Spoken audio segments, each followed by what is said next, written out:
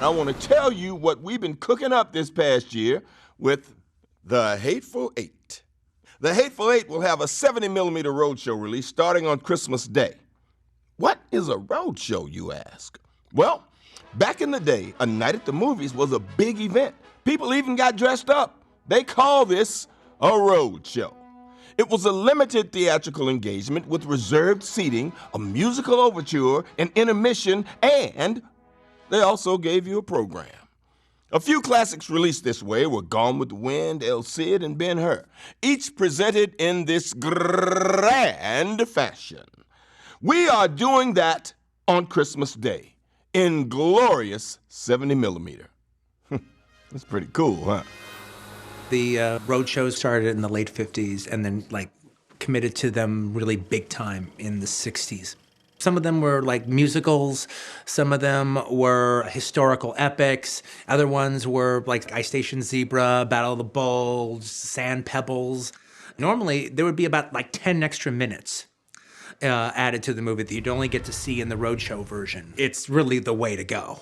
You know, I remember going to the Cinerama Dome and watching Lawrence of Arabia and having the intermission. You got up and had a moment to talk about what you had just seen. And the whole thing was an event. I think he is reminding people that the cinema is a place to be revered. If I'm going to shoot in 65mm and release in 70, I'm not going to get 3,000 theaters to convert to 70, even if they wanted to, which they don't.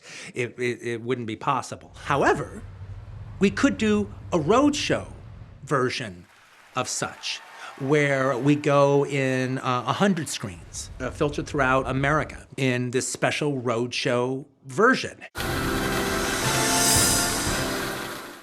Well, here's what makes 70mm so glorious.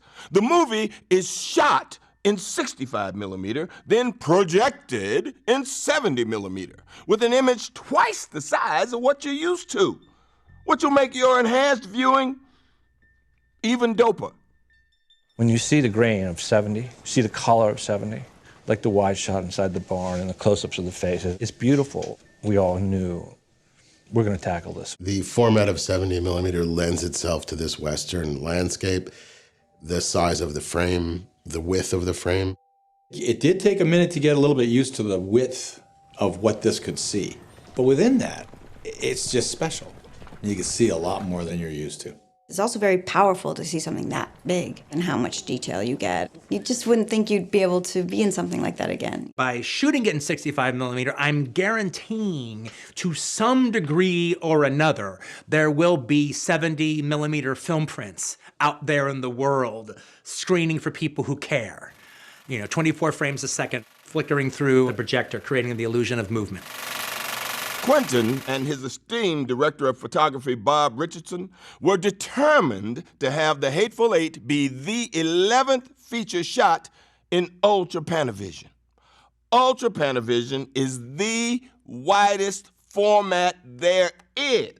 When film students come to Panavision and we lead them into the theater, and we're lucky enough to have a film print of the chariot race from Ben-Hur, which is 2.76:1. It is Ultra Panavision 70. These kids go nuts. They jump up and down. And I noticed another kid going nuts when we showed it, a guy named Quentin Tarantino. We brought him into the theater and showed it to him. And I realized I had actually never seen Ben-Hur in its original 2.76 format. And it was truly, truly amazing. He said, "That's it. You guys have to make this work." The minute I got into Panavision, I went around, and on the far side of the wall in the darkness were these oddly shaped lenses. And I walked up. What are these? Those are the Ultra Panavisions. These lenses hadn't been used since the movie Khartoum with Charlton Heston and Laurence Olivier. So Bob is asking about them, and they're telling him, and he's thinking, whoa, this could exactly be what Quentin would like. Quentin would love these. And so he was like, are they any good? Do they work? And they go, yeah, we think so. So immediately Bob said, I want these.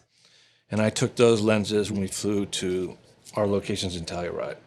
And the test came back, and now it's up to him to look at it and say, how do we feel about it? Because I wanted to show him inserts, close-up, wide shots, landscapes, faces. The day that we all trudged into the DGA to finally see our test footage, we all sat down and the lights went out, and these glorious, magnificent, gigantic images came up. And all of a sudden, you were in the Old West with these incredible images that we haven't seen for decades. Ultra Panavision, when you absolutely positively got to wow everyone in the room, except no substitutes. The team had its work cut out for them, re-engineering lenses and retrofitting cameras to shoot the snowy Western. It's quite a feat.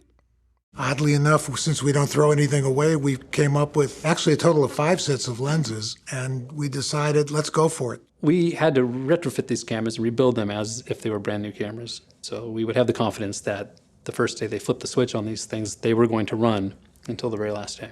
Bob and Greg were really adamant that they wanted to preserve the look of the old optics. So next step was make the lenses compatible with the reflex and then make them compatible with the camera assistant. And each lens was its own adventure. Half the lenses had not seen light since 1965, 66. The fact that you could refurbish them and then send them out for 5 months. Yeah. Into the mountains, into the cold stage, the freezing temperatures, and they held up. They're completely usable right now. They don't even need any work on them. The level of commitment from Panavision is a testament to their belief in Bob Richardson, in Quentin, and in film. Panavision was 100% on board for what we were trying to do. And it was really lovely because they actually didn't just look at it as another movie. They looked at it as a legacy movie. Like, if we can pull this off and we make a good movie and we offer up a really dazzling visual experience for the audience, then it's going to be something that people are going to remember Panavision for. They're going to remember these lenses. They're going to remember this format. I think for the actors, it's like, oh, we're in a movie. We're not in a hard drive. We're in a movie. Christmas, Tarantino style. Join us on the road show. Put down the turkey legs and the eggnog, put on that new Christmas sweater, and get ready to enjoy the Hateful Eight in glorious 70mm. The only present you're going to want this Christmas, if I do say so myself.